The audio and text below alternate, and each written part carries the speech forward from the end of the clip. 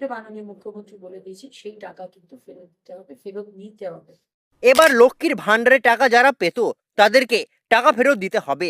BJP সরকার আসতেই বড় ঘোষণা, কাদেরকে টাকা ফেরত দিতে হবে, কাদের কাছ থেকে টাকা ফেরত নেওয়া হবে, বড় আপডেট এসেছে নতুন মন্ত্রিসভার বৈঠকের পরেই। যদি আপনি টাকা ফেরত না দেন তাহলে কিন্তু বিপদে পড়তে হবে আপনাকে। তাই অবশ্যই ভিডিওটি শেষ পর্যন্ত দেখে যাবেন এবং বেশি বেশি করে ভিডিওটি শেয়ার করে দিন, সকলে যাতে এই খবরটি জানতে পারে। আর এই ধরনের আপডেটগুলো পাওয়ার জন্য আমাদের চ্যানেলটিকে সাবস্ক্রাইব করে পাশে থাকা বেল আইকনটি প্রেস করে দিন। চলুন আগে আপনাদের একটি প্রমাণ দেখাবো। আমাদের রাজ্যের নতুন মন্ত্রী যিনি হয়েছেন নারী এবং শিশু সমাজ কল্যাণের অগ্নিমিত্রা পাল মহাদয়া, উনি বলছেন প্রথম মন্ত্রিসভা বৈঠকের পরে কি সিদ্ধান্ত নেওয়া হয়েছে, মুখ্যমন্ত্রী কি জানিয়েছেন, ওনাদের সেই বক্তব্যটা আগে শোনাচ্ছি, শুনে নিন। যারা লক্ষ্মী ভান্ডার পেতেন তারাই কি অন্নপূর্ণা ভান্ডারে এনলিস্টেড হবেন, নাকি সেক্ষেত্রে আরো অন্য কোনো ভাবে কিছু এন্ট্রি বা কাটা হবে? না, তারাই হবে, তারাই হবেন এবং এক্সট্রা যারা পেতেন না তাদেরকেও অফকোর্স ইনক্লুসিভ করা হবে। এবং আমরা কোনো আগের সরকার বা তার আগের সরকারের দেওয়া কোনো যোজনা মাননীয় মুখ্যমন্ত্রী বলেছেন আমরা বন্ধ করছি না, সেগুলো সব চালু হবে, মানে সেগুলো সব চলতে থাকবে।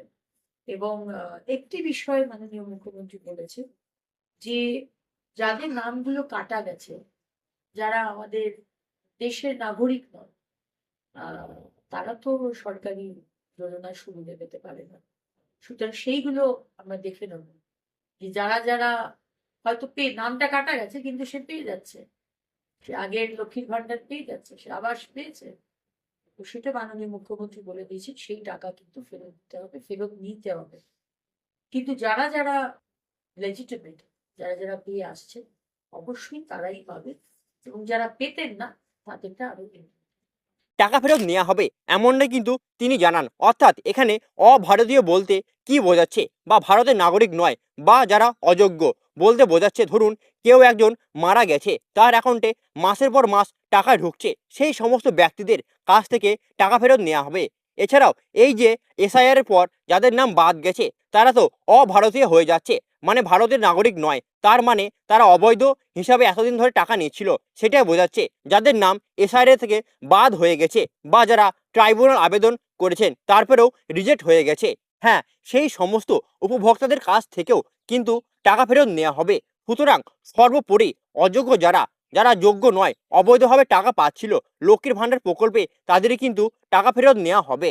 আর যাদের নাম এসআইআর এর পর লিস্টে রয়েছে, যারা বৈধ ভারতীয় নাগরিক, তাদের কাছ থেকে কোনো টাকা ফেরত নেওয়া হবে না। সুতরাং আপনাকে ভয় পাবার কিছু নেই। যারা অবৈধ, হ্যাঁ, যারা অযোগ্যভাবে টাকা পাচ্ছিল, তাদের নাম এসআইআর পর বাদ হয়ে গেছে, একমাত্র তাদের কাছ থেকে টাকা ফেরত নেওয়া হবে। তো এই সিদ্ধান্তটি আপনার কেমন লাগলো অবশ্যই কিন্তু কমেন্টে জানাতে ভুলবেন না।